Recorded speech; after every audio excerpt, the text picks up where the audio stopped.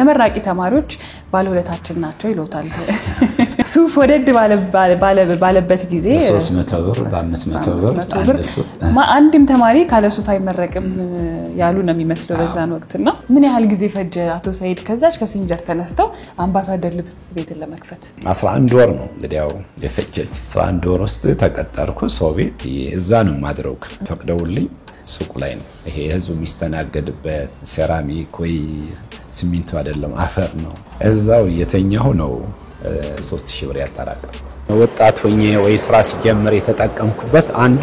8 ሰዓት ብቻ አይደለም ሰራ ከዛ በላይ ነው ለሌትና ቀን ቤቱ እንኳን አልተከራየሁም 11 ወር ውስጥ ሱቅ ውስጥ ነው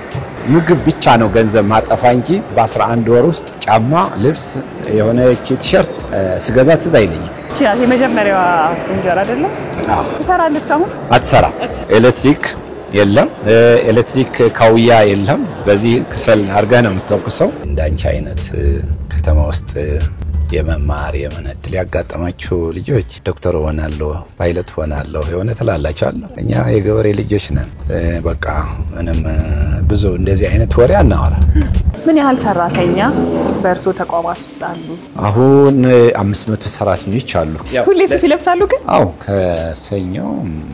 እስከ ዓርብ አንዳንዴም እስከ ቅዳሜ ግማሽ ቀን